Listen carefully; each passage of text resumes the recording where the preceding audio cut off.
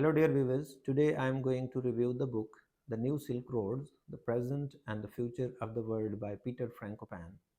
This book will be helpful for the students in the subjects of international relations, political science, and current affairs. This book focuses on the present of the world, that how it is going and what will happen in the future. Peter Frankopan believes that the power of West is declining while the power of Asia is increasing. He says that in the past, the decisions about the world were made in Paris, Washington, and London, but in the present age, the decisions about the world are made in Beijing, Moscow, and Delhi. Peter Frankopan focuses on the superiority of Asia from several perspectives. First of all, he focuses on the energy and the oil resources in Asia. He says that Russia, Middle East, and other Asian countries have almost 70% of the oil reserves in the world. The second thing about which Peter Frankopan writes is agriculture. He says that almost 50% of the wheat is produced in the Asia, and Asia produces 85% of rice in the world. The third thing about which Peter Frankopan writes is the minerals. He says that majority of the minerals that the modern world requires are in Asia, and especially in Russia and Afghanistan. Moreover, he writes about the importance of Iran in Asia, and he says that Iran has become technologically developed, and it is due to the reason that Iran has been rejected by the West that has led to Iranians believe in themselves. They have realized that we need not to depend on West, rather we need to depend on ourselves, and that is why they are leading in the technology. A big chunk of this book deals with the relationship between United States and China. Peter Frankopan says that China has emerged as a regional as well as a global power that has threatened the hegemony of United States in South China Sea, in Indo-Pacific, and in economy. Peter Frankopan writes that the rivalry between US and China is increasing in the region of Indo-Pacific. It is a region that has become contested in the present times because 70% of the world trade takes place through Indo-Pacific.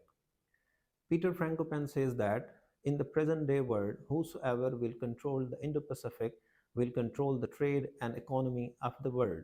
That is why it is becoming a contested space.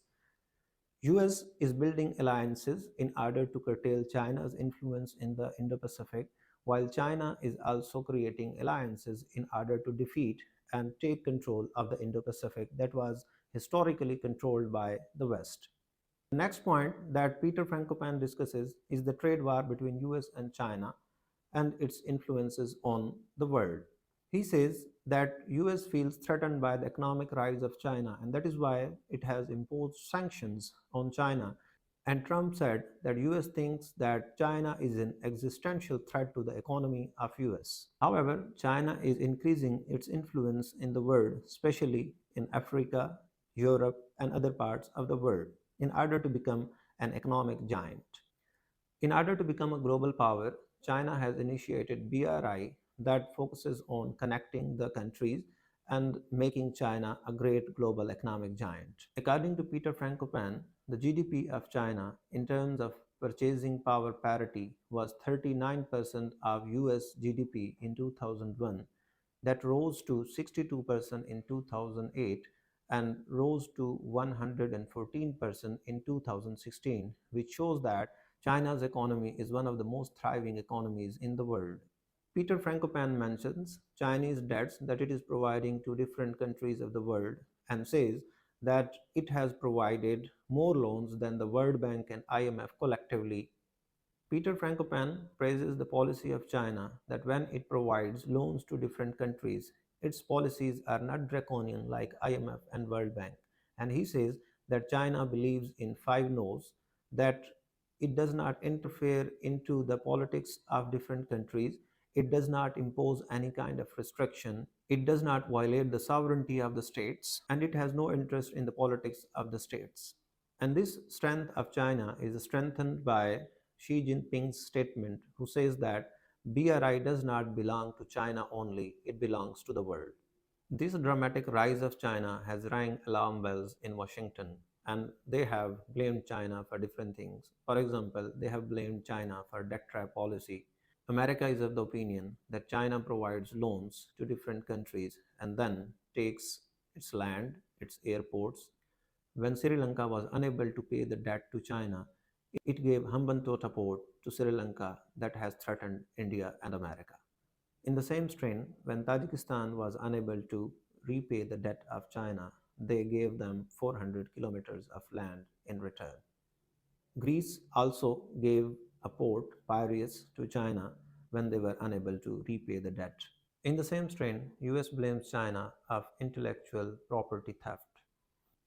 Peter Frankopan says that as a result of the rise of China, US is making close relationships with India in order to create a rival in the Asia. That is why Trump in his speech said that when I will be elected as a president, Indians will be having a good friend in the White House. Moreover, he said that India and US are natural allies and partners because they have a common enemy. Peter Frankopan criticizes United States of America that in order to defeat China, USA is going against all the rules that it has created itself. For example, it has withdrawn from JCPOA with Iran, it has moved out of the Human Rights Council, and it has threatened to leave World Trade Organization because it cannot defeat China in the economic spheres of life. In the end, Peter Frankopan says that China is emerging slowly and gradually, and in the future it will replace United States of America and West. And he says that in the past all the roads used to lead to Rome, today all the roads lead to Beijing.